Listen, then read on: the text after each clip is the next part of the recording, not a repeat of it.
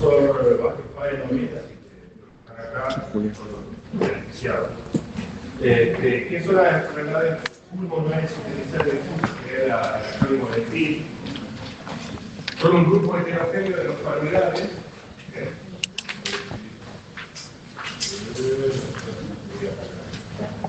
que afectan el parénquima pulmonar de manera difusa, generando distintos patrones de inflamación y de fibrosis. Para eso vamos a ver distintas estructuras que forman parte de lo que es el parénquima pulmonar. Tenemos el acino, que es la función del pulmón distal al bronquiolo terminal, nutrido por un bronquiolo respiratorio, que es lo que veíamos el otro día cuando hablamos del enfisema.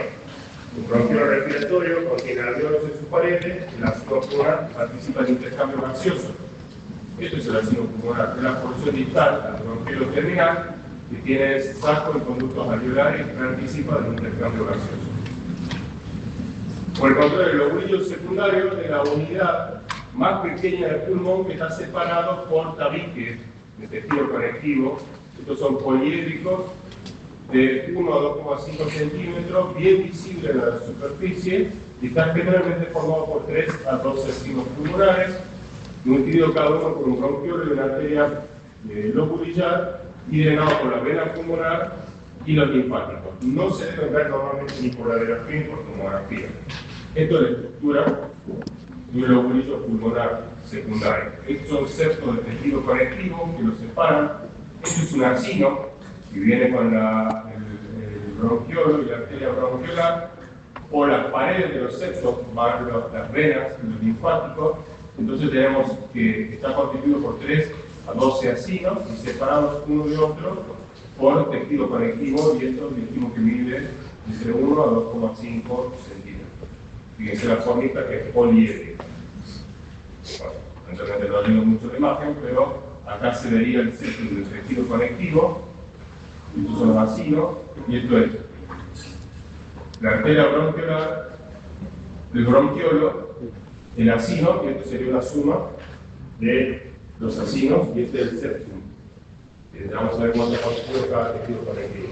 Este es un corte radiográfico donde se ve bien el bronquiolo, perdón. Se ve ahí, la arteriola, esto es el septum, y por el septum viaja la médula. Entonces, conociendo bien la arquitectura pulmonar, podemos hablar después de tejido conectivo. Los intersticios no tenemos uno solo, sino que hay 3 tipos de intersticios. El central, o peribroncovascular, o sea, el tejido conectivo que recubre, reviste todo lo que es el paquete vascular y bronquial, que viene desde la tráquea, el ilio, y eso es lo que va hacia adentro, es el intersticio peribroncovascular central. Luego tenemos el intersticio periférico, ¿bien? O supleural, que es el que se invagina hacia adentro y da origen a un septum interlobulillar. Y luego tenemos el intralobulillar, que es donde se unen los 2 intersticios. En cualquiera de estos 3 intersticios puede verse afectada la fibrosis pulmonar. Hay múltiples causas, muchas veces comparten características clínicas y radiográficas, se las puede clasificar según el patrón, la causa, y la fibrosis pulmonar idiopática es la más frecuente de las neumonías intersticiales idiopáticas. Vamos a ver la tomografía, las características clínicas de la neumonía que más frecuentemente se puede ver dentro de lo infrecuente que es esta prevalencia. Son 13 a 20 casos cada 100.000 habitantes. Son enfermedades lamentablemente progresivas, mortales. Pacientes con la fibrosis pulmonar idiopática tienen una alta tasa de mortalidad, la gran mayoría muere antes de los 5 años de diagnosticada. Y desarrolla complicaciones como hipertensión pulmonar, insuficiencia cardíaca, la mortalidad mayor a 2 años cuando los pacientes que desarrollan insuficiencia respiratoria severa, tipo 1, que es un trastorno de difusión de membranas. Entonces los pacientes requieren oxígeno y cada vez oxígeno a mayor flujo para la difusión. ¿Cómo se la clasifica? Bueno, la neumonía intersticial idiopática puede ser la fibrosis pulmonar idiopática, la neumonía intersticial específica, la linfocítica. Vamos a ver una por una, un poquitito de cada una, asociada a causa conocida, porque muchas de las enfermedades de tejido conectivo, cuando veamos el módulo del reuma, vamos a ver, por ejemplo, que la artritis reumatoidea está asociada a una que es la neumonía intersticial usual, que la escleroderma está asociada a otra que es la neumonía intersticial específica, que la dermatopoidiosis, cada una de las grandes tipos conectivos se asocia a una enfermedad intersticial, a la neumoconiosis por inhalación de polvo inorgánico, la neumonitis por hipersensibilidad, que es por inhalación de un alergeno, que queda una reacción inflamatoria. Muchas veces los fármacos en la radioterapia también generan fibrosis pulmonar. Uno, lamentablemente, tiene que siempre poner en la balanza el beneficio que esta radioterapia puede generar, la quimioterapia y las enfermedades hereditarias. Y luego tenemos enfermedades misceláneas como la linfangioleiomyomatosis pulmonar, la sarcoidosis, la celular, etcétera, etcétera. No lo hablamos con la cara. Esta es la más frecuente, la FPI. El patrón anátomo patológico, cuando usted lo manda a la biopsia, es una neumonía intersticial usual, así se llama. Es que es una neumonía porque hay un caso, que se llama así, neumonía intersticial usual. Es el patrón anátomo patológico que es la diferencia de todas estas. Es asociado muchas veces al tabaquismo, por lo general en el paciente mayor de 50 años, porque es una neumonía progresiva, tiene el radio hereditario, que dice, lo que dice la carrera. Pasó miles de veces que el cardiólogo le daba médico, de teología en el todo, y al final dice, ¿verdad? Tiene esto, y no viajó a la línea, me lo mandan a mí, yo le hago la tomografía y encuentro. Que tiene lesión intersticial periférico, subpleural, vamos a ver, ni basal, asimétrico, con bronquiectasia y panal diabética. También se pueden agrupar según las condiciones de cronicidad, si están asociados al tabaco y condiciones raras. Vamos a ver. El patrón de UIP o neumonía intersticial usual es la causa más frecuente de fibrosis idiopática, tiene peor pronóstico que la otra causa. Recuerden que este es el patrón anátomo-patológico, o sea, lo comparten. La fibrosis idiopática y lo pueden compartir, por ejemplo, otra enfermedad, por ejemplo, del colágeno. Puede tener una artritis reumatoidea que tenga una neumonía intersticial usual en el pulmón. El patrón típico de la neumonía intersticial usual, inducido por otra causa, puede ser indistinguible. Yo, si no tengo el conocimiento clínico, yo veo la tomografía y veo el patrón anátomo patológico, pero si no conozco bien al paciente, yo no sé si es una fibrosis idiopática o es secundaria otra causa. Entonces, ahí es donde participa la clínica, donde participan ustedes.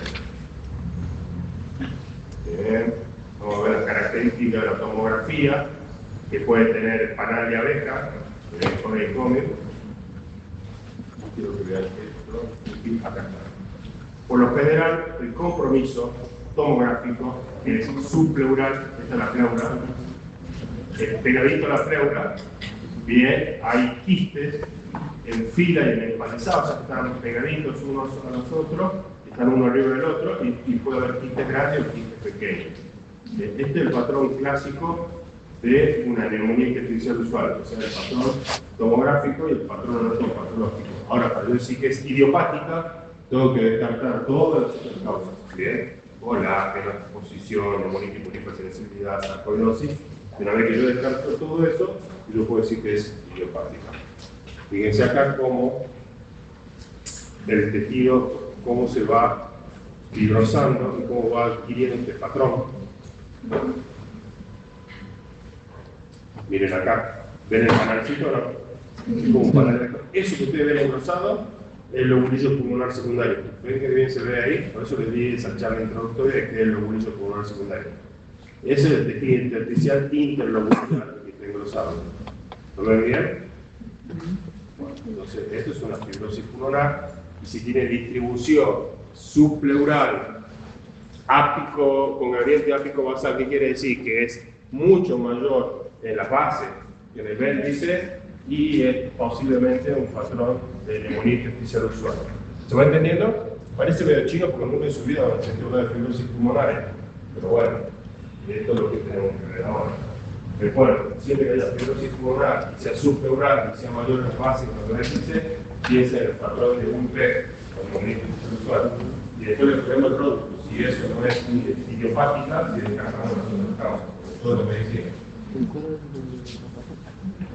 Fíjense acá, de cómo se van formando la fibrosis, el retículo. Todo esto a predominio posterior, que este es posterior y esto anterior con la tomografía. Y esto es lo que es los lóbulos inferiores sobre los lóbulos superiores.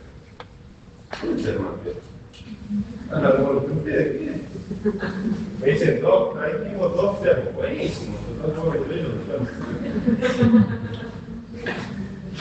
Bien, fíjense acá hay la panalización casi completa del lóbulo inferior, sobre los pacientes van a tener insuficiencia respiratoria importante. Fíjense que la radiografía, lo que se puede ver es una línea de Kerning, se va a ver como si fuese difuso, pero no es un buen método de la radiografía para la evaluación de la fibrosis pulmonar. El mejor método para la tomografía de la resolución, para que se bien factor de compromiso. Muchas veces, lamentablemente, la banalización a nivel subpleural, representa la etapa final de la enfermedad, hay que evitar llegar a la banalización, comenzar a actuar con el medio helado, porque vemos que tiene inflamado el intersticio, como si ya llegamos a la pared de oreja, ya es un estadio final y ya no hay vuelta atrás. Lo que tenemos que evitar siga progresando la insuficiencia respiratoria.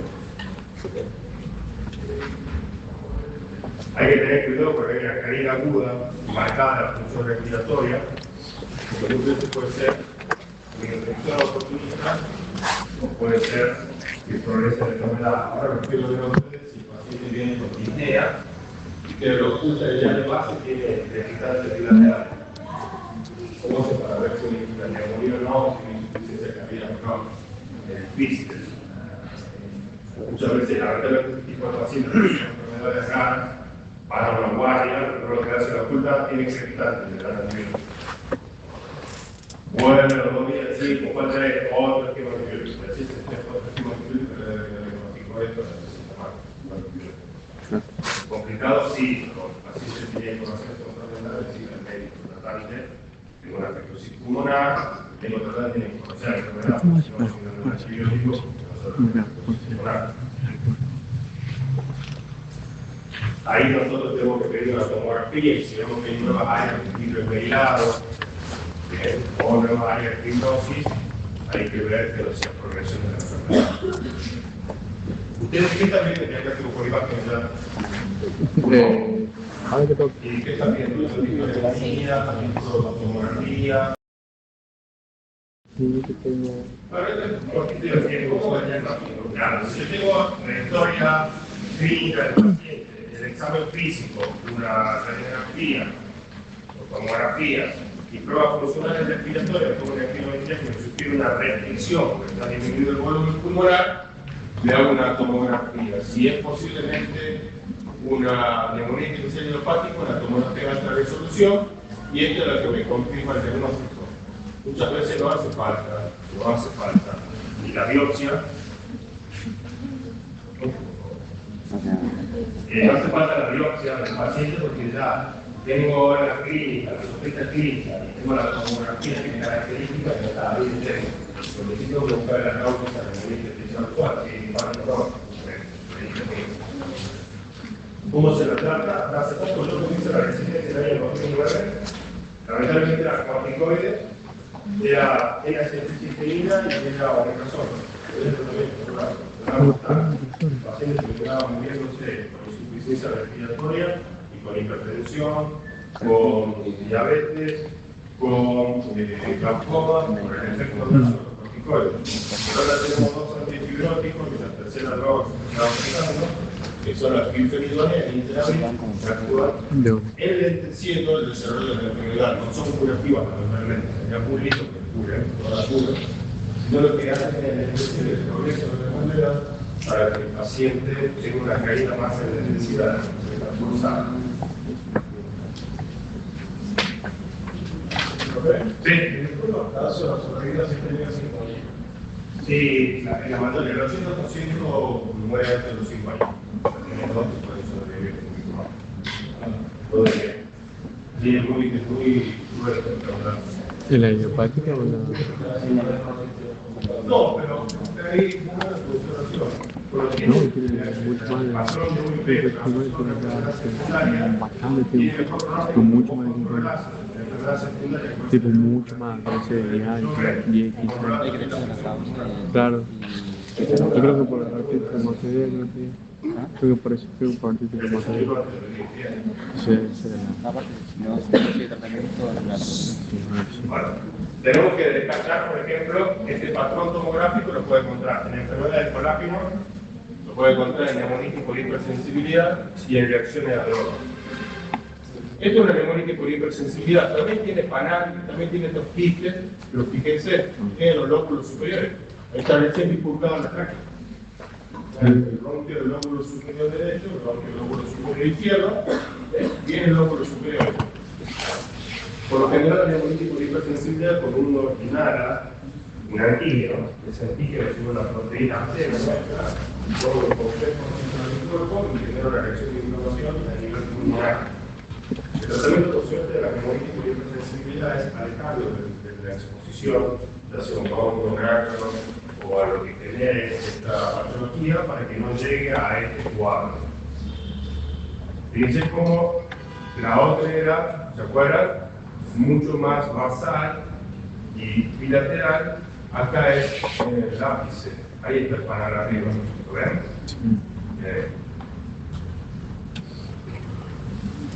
Estas son áreas de atrapamiento aéreo que se vieron en tomografía. ¿Alguna vez les hizo una tomografía de pulmón por el COVID o por cualquier cosa? Pero cuando entran en el tomógrafo, parece que no lo poco y les dice en un momento, suelte el aire, retenga. Bueno, cuando ustedes sueltan el aire, si usted tiene una patología bronquiolar, de la pequeña vía aérea, inflamada, esa se cierra precozmente. Al cerrarse precozmente queda aire atrapado. Lo normal es que haya un colapso, porque el alveolo se tiene que cerrar con una aspira. Cuando queda retenido aire porque hubo una obstrucción bronquial, se ven estas áreas de atrapamiento aéreo. Esto se puede ver habitualmente en pacientes asmáticos, pero no debería verse en un paciente habitualmente. Entonces, esto hace sospechar de la neumonía por hipersensibilidad aguda. Entonces, si yo tengo un paciente que tiene exposición, por ejemplo, al colocófilo, al infectado, el pía paloma mensajera y compiten, y llegan a tener esta tomografía, yo tengo que advertirle que deje de practicar eso porque puede desarrollar fibrosis pulmonar. Y una de las claves es hacer esto, la tomografía. Otra es las drogas o los tóxicos. Hay una página muy buena que usamos nosotros que se llama Neumotóxico. Y vamos nosotros cargando los distintos efectos adversos que vamos viendo en las drogas que vamos utilizando, desde el atenolol hasta la última quimioterapia. Todos los efectos adversos en pulmón se van cargando en esta página. Entonces, si vos tenés dudas, entras y te fijas. Entonces, esto, por ejemplo, del metroflexate, uno utiliza para la artritis reumatoidea, puede generar en algunos pacientes enfermedad intersticial, o bien la miodarona, que utilizamos ya para la FA, también puede generar fibrosis pulmonar. Entonces, si uno tiene una duda si puede ser la droga o no, vamos a descartar y vamos fijando en la página si es que causa este patrón tomográfico. El abacavir, que es un antirretroviral, no sé si no todavía no he tenido efectos. Es un antirretro que se utiliza para el HIV. Nosotros en el Fernández tenemos un caso de un paciente con la fibrosis pulmonar y sospechaban que era por alguna patología asociada a su HIV, un paciente mejor de Paraguay, muy joven, pero en realidad era el antirretroviral que estaba generando daño. Nosotros mismos le estábamos generando daño, entonces eso es lo importante que tenemos que ver nosotros, como decía el riesgo-beneficio y la balanza de si damos o no damos. La neumonía artificial no específica es la otra de esta, que es una enfermedad artificial crónica también, más generalmente tiene un pronóstico de mente y da mucho más vidrio merilado, y es la segunda causa más conocida de la enfermedad de colágeno, el lupus y la esclerodermia. Cuando diga un parche y vidrio merilado en los pacientes con lupus y esclerodermia, sospechen la enfermedad de neumonía artificial no específica. En la tomografía, por lo general es simétrica y homogénea, los parches y vidrio merilado, en contraste con la neumonía artificial usual.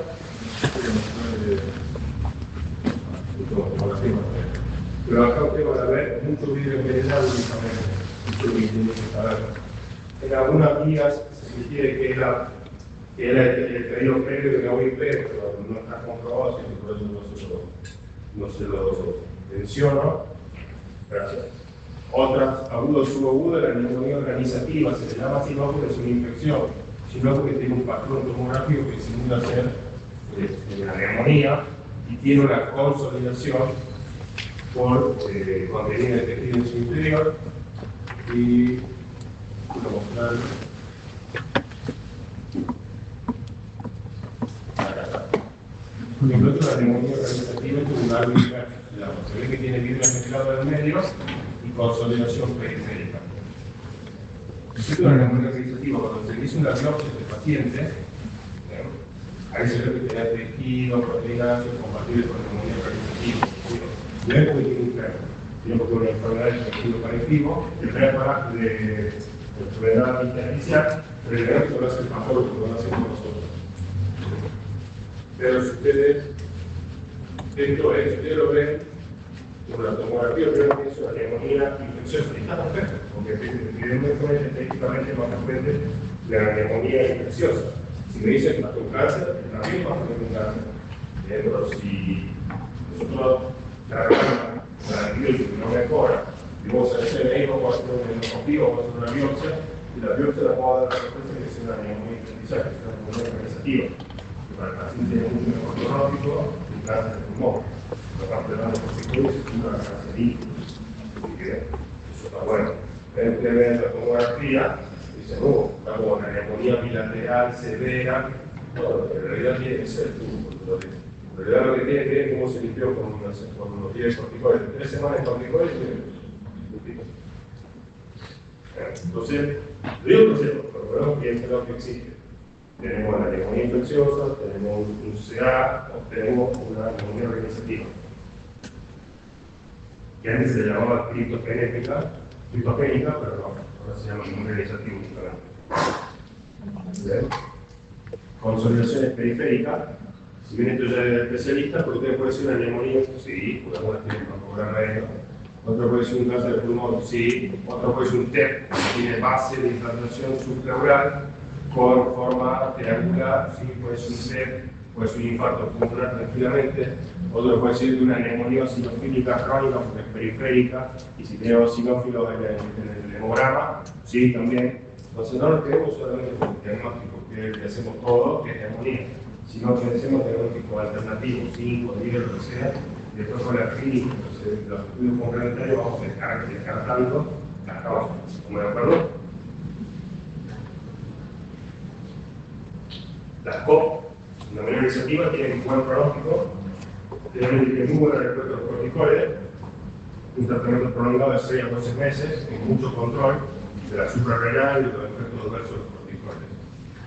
Tienen recaída y las recurrencias son comunes y pueden procesar lentamente la fibrosis pulmonar con la infección. La neumonía intersticial aguda es muy difícil de diagnosticar. En el sitio de alguna biopsia hay un daño alveolar difuso, antes se llamaba síndrome de Hammond-Ridge, se llama así. Hay que diferenciarla de una infección, de un traumatismo, de reacciones contrafuncionales y el problema de colágeno. La tomografía, por lo general, es vidrio envenenado, bilateral, miren lo que es. Parece un edema agudo del pulmón cuando vean la tomografía, o parece estar encharcado entero el paciente, pero en realidad tiene una neumonía intersticial aguda. Es muy difícil de diagnosticar porque este paciente es muy imposible que lo pueda biopsiar. Bueno, yo trato de saber la vida, pero en ciertas casuísticas, cuando se logró biopsiar al paciente, se dio considerado una neumonía intersticial usual. ¿Por qué? Porque la naturaleza prueba daño alveolar difuso. Y el tipo estándar o la approach diagnóstico que tenemos para esto. ¿Hay enfermedades relacionadas con el cigarrillo? Sí, a mí me pasa muchas veces que me mandan pacientes para sensación tabáquica o para evaluar el daño producido por el cigarrillo. Y hay dos patologías que pueden aparecer. Una que es la bronquiolitis asociada al tabaco, ¿bien? Que estos pacientes tienen orulillos, centroloculares, ¿bien? En el cigarrillo envenenado, que están acumulando macrófagos los bronquiolos. Pero cuando esos nodulillos ya generan la alteración de la función pulmonar y de la bronquiolitis de respiración asociada a la enfermedad intersticial.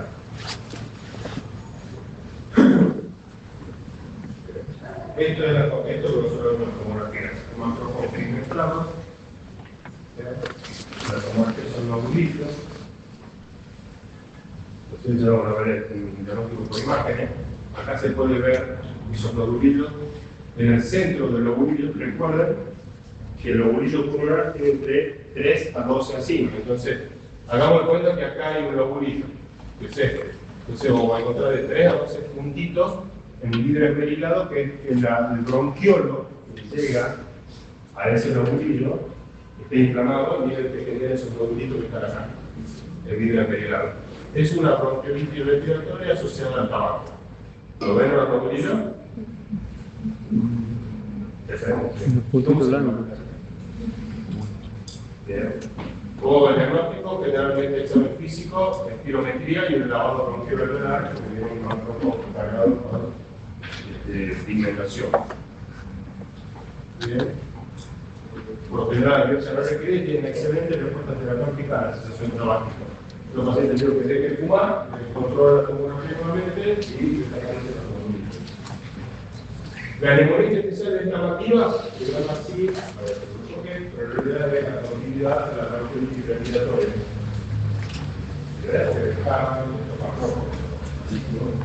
Y es cuando estos nodulillos se congregan entre ellos, hay una confluencia de los nodulillos y generan parches en vidrio esmerilado. Entonces, si yo veo parches en vidrio esmerilado, en la tomografía de un paciente que fuma, tengo que pensar en una neumonía descamativa.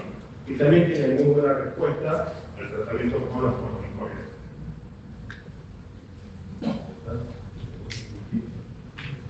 Bien, esto es blanquecito, ¿sí? Son parches de vidrio esmerilado, fíjense, que miren cómo se limpia todo, luego de que el paciente dejó de fumar e implementó corticoides. Una entidad rara, la neumonía intersticial linfomatoide, que le encanta a los clínicos, asociado muchas veces al Sjögren, al HIV, al trasplante de médula ósea, la hipogama globulina, yo vi 2 o 3, una hipogama y un Sjögren que tiene. Hay linfocitos que afectan al intersticio. Recuerden que por el centro del lobulillo va el intersticio peribroncovascular, hay patologías que lo afectan, y todos los que afectan al bronquiolo o a la arteriola, se afecta el centro del lobulillo. Lo que va por la periferia, que es el septo, es la reina del linfático. Todo lo que afecta el linfático me puede generar una afección a nivel del septo. Por ejemplo, una linfatitis carcinomatosa en un cáncer, una sarcoidosis, bueno, y esto también la neumonía linfocítica. Pero bueno, también vamos a ver quistes, que es porque estos quistes afectan el bronquiolo, generan mecanismos de presurización, entonces generan, por mecanismo glandular, el desarrollo de quistes. Entonces, si yo veo un paciente que tiene un Sjögren y tiene quistes en la tomografía, tengo que pensar que no tenga esta variante de neumonía. Pensar que para llevar, ya pasamos rapidito, se más divertido. El diagnóstico restrictivo es multidisciplinario, lo hace el clínico, lo hacemos con los estudios funcionales, con el PSO, el tomografista, el que hace el diagnóstico por imágenes y el patólogo. Porque si no, yo no quiero una sola parte de la realidad del medicamento. Ahí vamos a hacer terapéutico con el antibiótico. Y siempre hay que investigar las causas de las enfermedades sociales difusas, en inglés, porque no solamente lo tenemos que dar para las idiopáticas, sino que también tenemos que ver principalmente las secundarias. ¿Bien? Que es lo más lindo, porque usted tiene una enfermedad de colágeno, están buscando patología, o muchas veces la puerta de entrada de la enfermedad de colágeno, porque le gusta una artritis reumatoidea, es por una fibrosis pulmonar. Yo tengo una mujer, 50 años, con un patrón de UIP, pide un perfil de colágeno, interroga de manera exhaustiva y van a hablarse porque está debutando con la crisis como la fibrosis pulmonar. Entonces usted lo deriva al reumatólogo y ya ve que viene que, por ejemplo, progresa la artromatía retromante. Bien, y ustedes le dicen como neumonólogo. Usted como clínico, por eso. Bien, ya vamos a ver